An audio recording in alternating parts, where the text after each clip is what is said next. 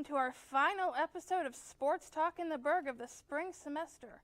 I am your host, Hope Beatty, and today I am joined by our three incredibly talented panelists.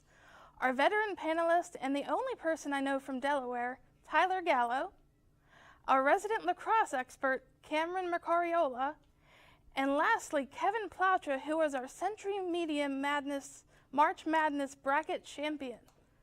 We have a very full show for you today, so let's jump right into our first topic, March Madness. What was your takeaway from the national championship game? Cam, let's start with you. Well, I'm going to have to go with the biggest thing that happened that game, Baycott's injury with 2 minutes left. And I honestly think it was from that floor. If you watch the video, the floor goes down and kind of twists his ankle. All those floors are designed to have a little bit of give, though. Okay. So whenever somebody steps on it, I think they're just supposed to give. Is it way. not called hardwood? He's also been injured he was injured in the last game. He was too. also Kevin, injured. speaking of UNC, though, I mean, how crazy was UNC's run? From being at the bottom, losing the pit, sorry, Kevin, but to really turning things around and just putting on a clinic throughout the national tournament. And it was one of the better, not so Cinderella runs, if you can really call it that. I mean, Hubert Davis went from on the hot seat to, in the driver's seat. They made a full 180 turn.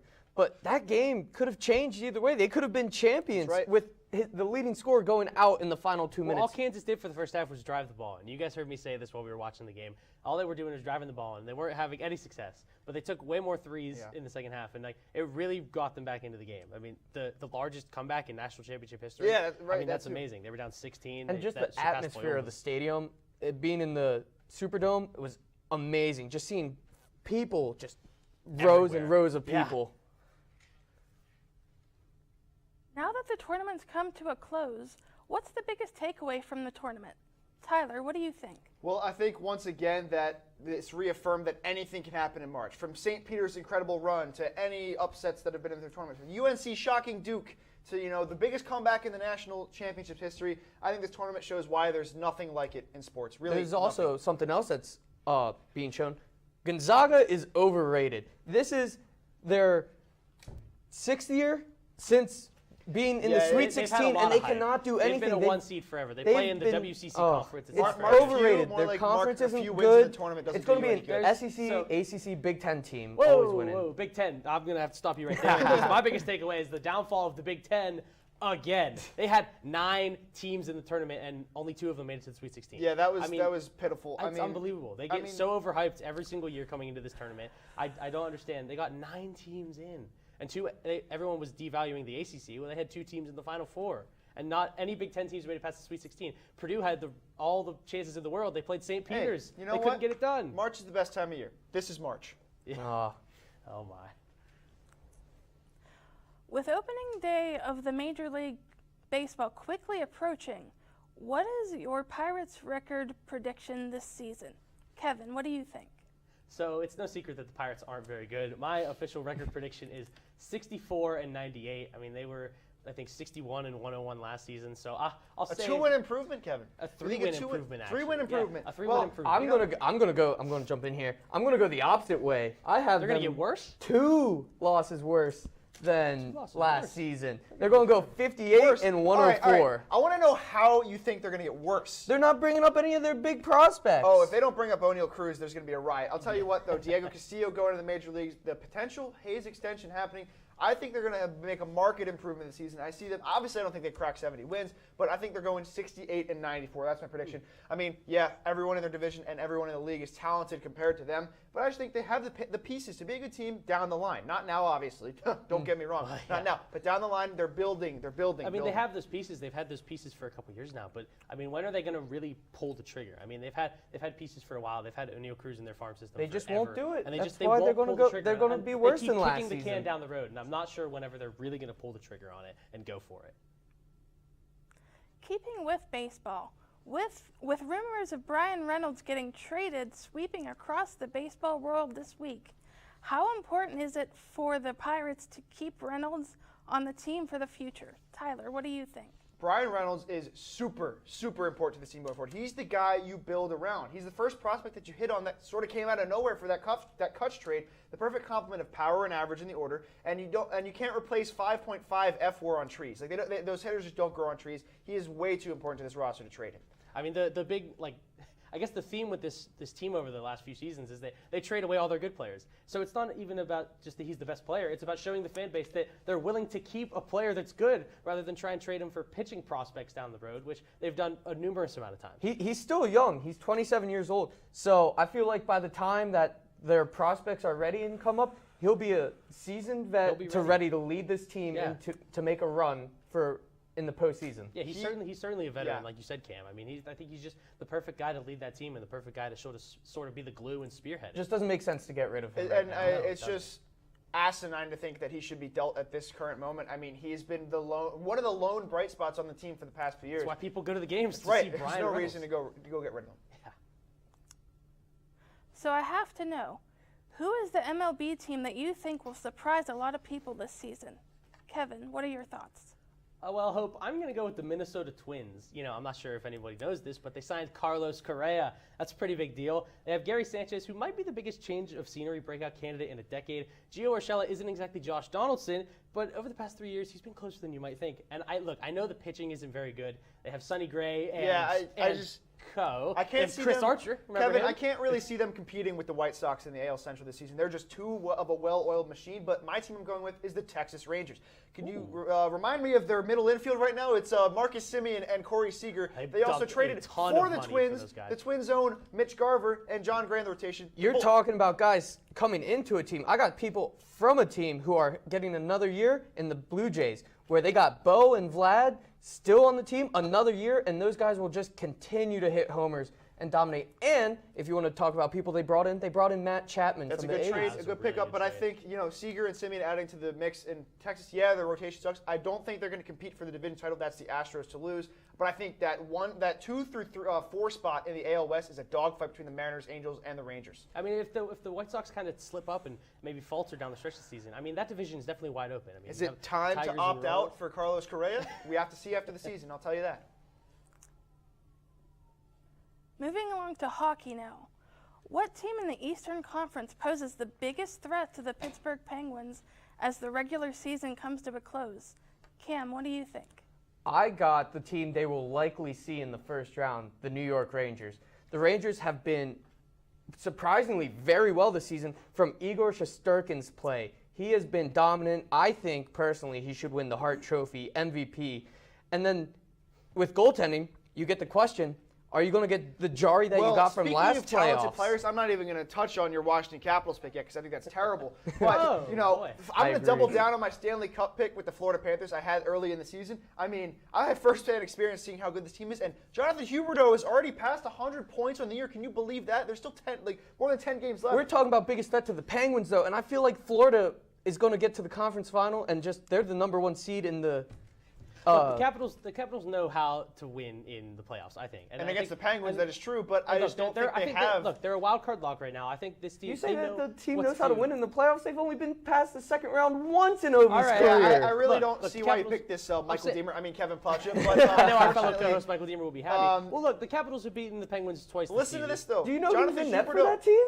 No, I don't. They're not a threat when you don't know who's in net. Jonathan Huberdeau has 76 assists this season. I don't think anybody on any of those teams is anywhere close to that this year. But I think, they just have the perfect complement. Yeah, they may not meet in the first round, but I think if Penguins get that far, they're going to run. But then they're going to hit the Hurricanes of the East, and then, they ain't getting past, How about those Panthers, though? Let me tell you. Keeping with hockey here, what trade acquisition at the NHL trade deadline will have the biggest impact on their new team?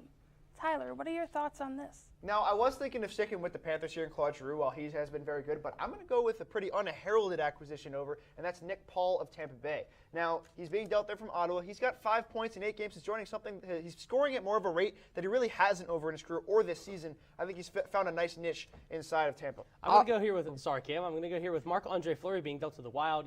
He has a very big veteran presence that should really help fellow goalie Cam Talbot.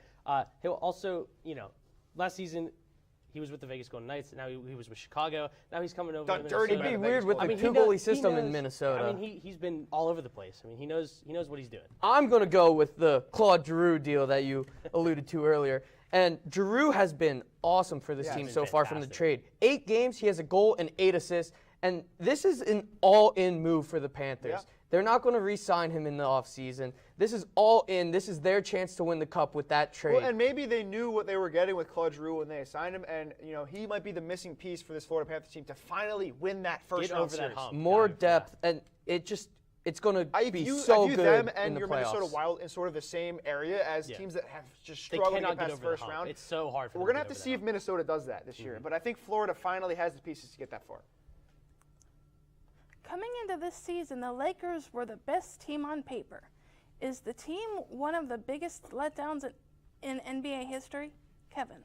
I am so sick of talking about the Los Angeles Lakers. Yeah. Biggest letdowns in NBA history? Can we get out of here with that question? They haven't won a playoff series with LeBron, and I'm not counting 2020 because that was a Mickey Mouse title. Everybody knows. I think so too. Look, okay, LeBron, AD, and Russ. Can you name another player on the team? Cam, go. Rajon Rondo, Dwight Howard. Rajon Rondo. He's on that team. Yes. Malik Monk Didn't is even on the remember. bench. He's so irrelevant, I can't even remember that he's on that team. Carmelo Anthony. They would have been good in 2012. Oh, this is the 2012 All-Star team? But right now, it's been 10 years since 2012. We got to be real. The fans are in injuries denial kept that this era is a failure. I think about 90% of the NBA knows that, or NBA fans know that this is a failure. I mean, like I said, they're one insane AD shooting stretch away from not winning that championship. I know injuries have hampered With no them. fans! With no fans in attendance! The biggest takeaway from this, LeBron is not the GOAT.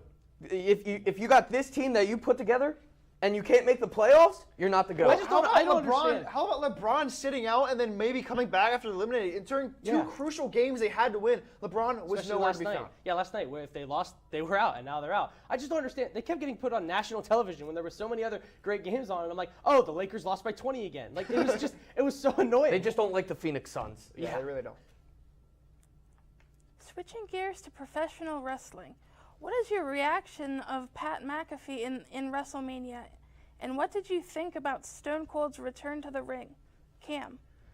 I thought that was awesome. Seeing Stone Cold Steve Austin get back in the ring and just start slamming down some beer.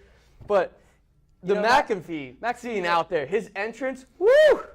The Cowboys cheerleaders, I don't like them. But dude, I haven't seen WWE on my timeline on Twitter in like forever, and this was the first time I really saw it. I mean, Stone Cold, obviously great. We talked about him in past shows, but like I think Pat McAfee made the event so much better. I mean, Pat McAfee, the hometown guy, he looked fantastic in his match. He flipped off the top rope. He threw the him nailing that backflip. I mean, whenever he's on commentary, I mean, he's a fantastic. He's a showman. He's a real showman. Yeah, he really is. He's fantastic. Yeah. If he does his podcast, he's fantastic as a commentator. And he's fantastic as a wrestler. I mean, and the Stone Cold return. I mean, every WWE fan was losing their minds. I mean, they put him up against Kevin Owens. KO is a fantastic entertainer too. But it was just an unbelievable moment to have Stone Cold back. McAfee did win his first match too, which was shocking. Yeah. RMU Athletics is hosting their Party on the Plaza this Saturday. Stay tuned to hear some promotional ideas from the guys when we come back. It's been difficult because I hadn't been able to see my grandchildren. I can't wait to get back to field trips with my school. Not having to think about putting on a mask. I really can't wait to get back to life, really. I miss all my friends. I miss taking pictures in school. An expression on someone's face when you do something nice for them. COVID-19 vaccines are available, and they're the first step to safely getting back to things we miss most. Visit getvaccineanswers.org so you can make an informed decision about COVID-19 vaccines. Imagine being fired because of who you love. Imagine being denied medical treatment because of who you marry. Imagine being evicted because of who you are. Millions of Americans don't have to imagine this. They have to live it. Because in 30 states, it's legal to discriminate against LGBT people. It's time to make an informed decision about COVID-19 vaccines. The dangerous new Delta variant is more than twice as contagious as the original virus and can affect anyone. Right now, 9 out of 10 hospitalizations and deaths from COVID are among unvaccinated people. Getting vaccinated might save your life, and there's now an option that's fully approved by the FDA. Learn more at getvaccineanswers.org. Honorary Forest Ranger Betty White here, lending a hand to my dear friend Smokey Bear. Because for years, he's only said, only you can prevent wildfires. But there's a lot more to say. Like, If you park your car on tall, dry grass, the hot exhaust pipe can start a wildfire. So keep the animals safe, especially the cute shirtless one.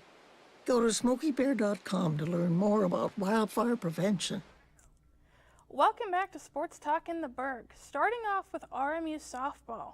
What does the team have to do to improve upon a rough weekend where they went 1-2 against Cleveland State in their first Horizon League home series of the season? Tyler, what do you think? Well, I think they just need to play like we know they can play. They made a lot of unforced errors, a lot of mental mistakes on the base pass, and just wasn't the way they played throughout the first half of the season.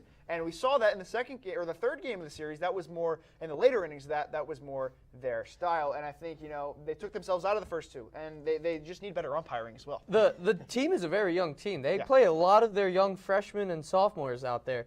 So I mean, they just need to keep playing, keep learning.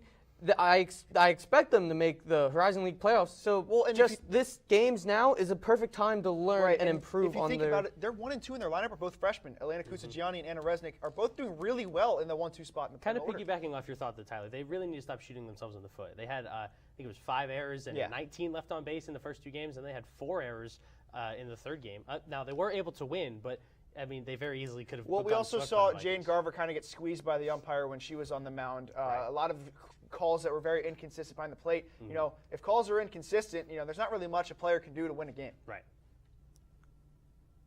If the bases were loaded and the team was down by 3 runs, who would you want up at the plate on this RMU softball team?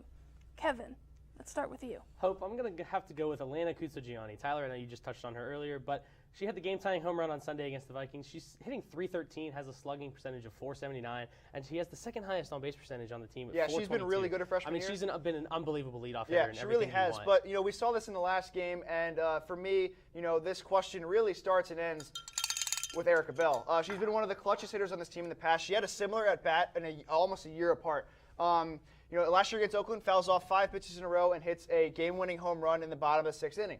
The other day against Cleveland State, fouls off 5 pitches in a row, hits a game-winning home run against Cleveland State. I'm gonna go with one of my friends, Charlotte Grover. Her batting average isn't the best, but she has hit home runs in the last 3 series. She's really picked it up. And she has 16 RBIs, and she's batting. It's not terrible, .269, and she's hit the leadoff home run to start the comeback on Sunday. I don't want to forget about Anna Resnick, though, like you mentioned. I mean, because her start to the season was absolutely amazing. She's been very under the radar as a freshman. Obviously not getting it done. Obviously, her numbers have plateaued a little bit, but you're not going to expect someone to hit 500 for the entire season. She has been very good. That 1 and 2 spot in the order is ridiculous. Mm-hmm. With several cancellation and postponements to the softball home schedule this season so far, what improvements do you think could be made to the RMU softball field? Cam, what do you think? Everything. That field has been somewhat of an eyesore this season. Being a fan watching the game against Akron, scoreboards going out. Yeah. Looking at the infield, it's so bad. What I said before. It starts and ends with making the outfield turf, so drainage on the field is better. I think the whole field should be turf. The field worked for the NEC. It does not work for the Horizon League anymore. Just take YSU's field at their stadium, for example. It's turf. It's really nice. They don't have to worry about postponements, and they can host the Horizon League tournament. Yeah, RMU's not even allowed to host. Exactly. Yeah, I think they can also add more seats, too. I mean, they just have a couple sets of bleachers, and people watch up on the hill, which is going to happen anyway. But it's not really a very inviting scenery, if that makes sense. Speaking of inviting, this team now invites a better field because they're getting better as the season has gone along. They deserve it. Once they become a Horizon League power, as they have sort of become right away under Jex Varner, they're going to need a bigger field to play at. Yeah, and I mean, it doesn't help that the weather here isn't very good, but I mean, like you said, the turf field would definitely help with that because Mother Nature has not been kind. When you're watching the game, ground balls just take some of the strangest hops because of how bad that infield is. It really, it can't continue to happen at this rate. I'm sure down the line they'll revisit making a new field. RMU Athletics is hosting their Party at the Plaza for the lacrosse games on Saturday, as they will have music, food, and drinks before the doubleheader, along with post-game ceremonies honoring former championship teams. What other promotional ideas would you add to this event to make it better? Tyler, what do you think? Well, much like they have failed to do an RMU's homecoming game, they need to find a way to get the people inside of the game and watch it, because I'm sorry, but as much as they can pump this up all they want, nobody's going to go in and watch a lacrosse game in the afternoon on a Saturday. As much as I, love watching these lacrosse games, they need to make some more fun at the events that don't cater to the adults, cater to the students. The students are going. The students don't really know that much about the lacrosse teams. Yeah, I think there should be a big tailgate ahead of the game, right? To get people in the area and get them. After the tailgate, funnel them into the stadium, pack it up. Some of these lacrosse teams are some of the really best good. teams Yeah, on our really and good. very on the good, campus right now. entertaining games, and just nobody on campus knows about them. Also, some more in-game stuff, because you have in the basketball games, you have somebody shoot a half-court shot to win stuff. You could have somebody try and make a goal from midfield, and I know it would be hard, but at least it would be something to get the people involved. Or who has the hardest shot, like something like that. Yeah. But really, there's also no in-game entertainment. At football, there's some in-game entertainment. They have someone kick this a field goal university sometimes. has really done to their detriment. They have to find a way to get people to more stay, promotion. to go in and stay to the game. Yes. Even just to get in first. Like, first you got to get them in before you can try to get them to stay. Maybe make it, they're having the beer garden there. Why don't you bring it inside of Joe Walton Stadium? People will go to that. Yeah.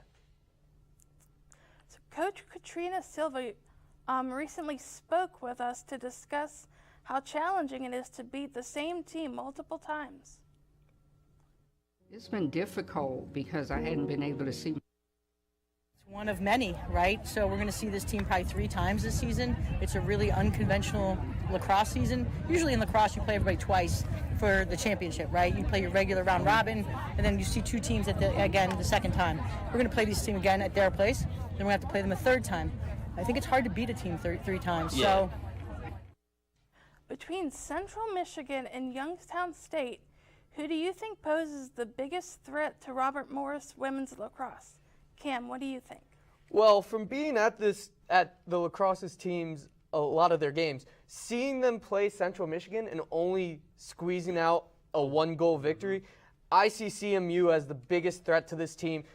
Central Michigan is being led by the Hoyt twins, Courtney Burke, Audrey Whiteside, and Maggie Diebold, which is a heavy junior and senior class compared to the RMU young team. As much as I agree with the Central Michigan pick, I'm not, discounting that at all. I think Youngstown State is sort of a sleeping giant, and if they have a bad game like they did against Detroit Mercy, they can't hold down Natalie Calandra-Ryan and Erin Clark forever. I think in the future that's likely going to be their biggest competition. They are a very young team. And they have a former RMU player on the Youngstown roster. State pick, Tyler, I understand it. It seems like more of a trap game than anything for the Colonials. But I'm going to have to agree with Cam here. Central Michigan, they only beat the Chippewas by 1. They beat Youngstown State by 11. Central Michigan right now has 4 players over 20 goals and 2 more of them over 10 goals, and they're all juniors and seniors. Harkening back to my, the bad game, if they have a poor game like they did against the Titans, I don't think they can escape as well as they did against them because Detroit Mercy is so bad.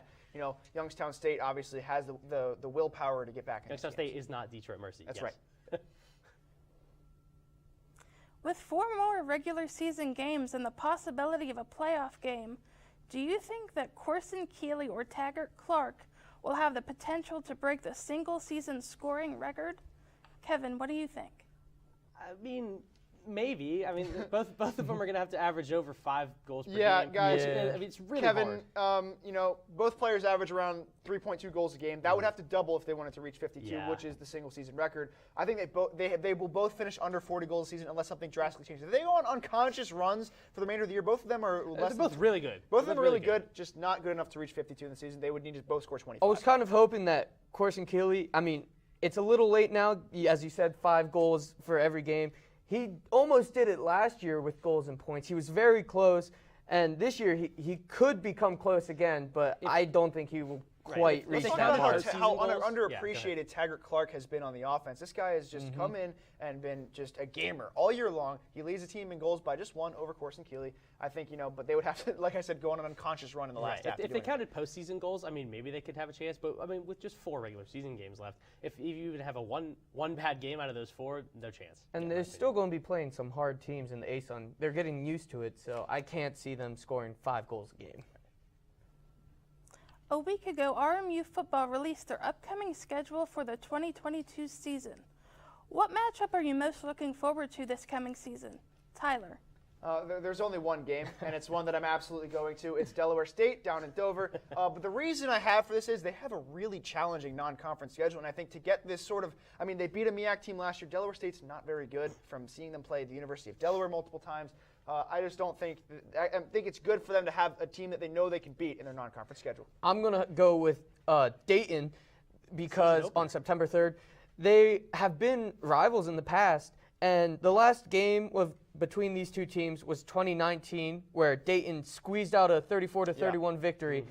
And before that, in 2017, RMU squeezed up a 13-10, and they lost the game last year. So it's going to be good to see this team finally get to see Dayton again. Yeah, another team that RMU used to be rivals with is Bryant, the newest member of the Big South. I hear you might have written in a I wrote an opinion piece on why this Bryant moving to the Big South is such a great move for them and for Robert Morris. It's on colonialsportsnetwork.com. But I mean, it's the final game of the season. It really should get people to come out and see this game. The distance is really the only issue there. Right. But I mean, they've had some fantastic matchups in the past. I mean, the Colonials are 3-9 against them all time, but they've had some really close matchups. They beat them 49-40. Bryant beat them 49-46. That really started this Clark era in a thriller. I think just Delaware State, my neck of the woods. I'm kind of excited to go see that stadium. When we come back, the guys will be discussing their final takes. Stay tuned to find out their opinion on the Flyers' recent decision to scratch Keith Yandle from the lineup, just 11 games shy of him playing 1,000 consecutive games. Severe weather can strike anytime, anywhere, but there's a simple way to stay safe.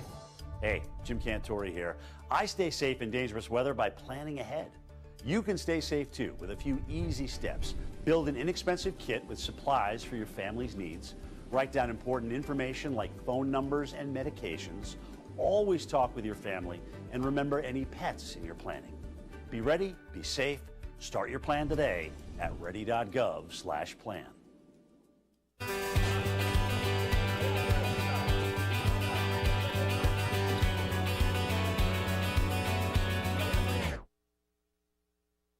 Volver a vivir esos momentos comienza con protegerlos contra el COVID-19 y sus peligrosas variantes nuevas. Obtén la información más reciente en detidepende.org o consulta con tu pediatra o proveedor de servicios médicos. Freedom. It's at the core of who we are. The freedom to live without fear, to jog where we please, to wear a hoodie. The freedom to breathe. Before we celebrate the freedom most Americans have, we must fight for the freedom all Americans deserve. Because all lives can't matter until Black lives matter.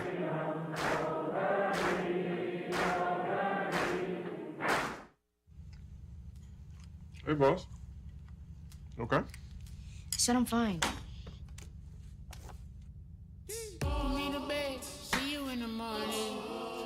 With the first did Superman, but it wasn't on it. And we lost it. In my head, in my head, in my head. We were underlay in my head. Hey, son. Hey, Bob. You know you can talk to me. Yeah. Welcome back to Sports Talk in the Burgh. As promised, the guys will be giving us their final takes. Kevin, let's start with you. So with April in full swing, it's just about time for the biggest golf tournament of the year, the Masters. This year's Masters has plenty of storylines, but the biggest one of all is the return of Tiger Woods. The 15-time major champion will be playing in his first tournament since suffering major injuries in a car crash back in February of 2021. Woods is receiving a lot of attention in the betting world as well, currently sitting at 40-1 to win the whole thing. After Woods returned to win the Masters back in 2019, he's receiving a ton of buzz, and why wouldn't he? His name may be Tiger, but he has the heart of a lion. You could put him on the Mount Rushmore of PGA golfers, and seeing him return after suffering those serious injuries is an unbelievable story. Woods tees off at 10:34 a.m. tomorrow morning and 1:41 p.m. on Friday. The NHL saw something great come to an end as the longest Ironman streak ended. Keith Yandle has played in every game for his team since March 29, 2009. That was 989 consecutive games, surpassing the previous record set by Doug Jarvis with 964 games. The Flyers decided to healthy scratch Yandle the other night and ended the streak just 11 games away from 1,000. Now, this decision came with a load of backlash from hockey fans, shaming the organizations for doing this to a vet like Yandle. I want to agree with fans and question why didn't you just let it go to 1,000 games. But I feel like the organization shouldn't suffer just to have a good moral story. The Flyers have recently signed and brought up a lot of their rookie defensive prospects, and where the team is right now, they need them to get the ice time to see if they are a part of the future, in which Keith Yandle is not. Yandle has been awful this season with 1 goal and 14 assists in 68 games and a -41 rating. Last season, Yandle was on the Panthers, and the Panthers weren't going to start him, but due to backlash, he was forced into the lineup where his numbers weren't amazing, and it led to a first-round exit for the Cats. Teams should not hurt themselves over having a good moral story to tell. Teams at the trade deadline wanted to go after Phil Kessel, but they did not go forward with this because they didn't want to end his Iron Man streak. They wanted to have a player in and out of the lineup. The Iron Man streak is something players can be proud of, but should not be a number one priority for any organizations. The best players should play. I could sit here and give you a final take on something that's happening in the sports world, but with this being my final show, I didn't feel that was right. I just wanted to thank anyone who has allowed me to be involved in this show over the years, even if I'm not a Pittsburgh sports fan. That is part of what makes this show so great. Anyone who argued with me over the years, whether it was John Hanna always bringing up Buffalo, a certain someone making the show all about himself, Luke Yost being my number one true enemy on the show, or ganging up on Michael Deemer when he makes terrible takes. I have really enjoyed my last few years being on this show. Michael Bennett, Nick Hedrick, and Ethan Morrison have made this show a well-oiled machine over the past couple of years and really allowed some great creative license and direction for a great program. With that being said, thank you, everyone.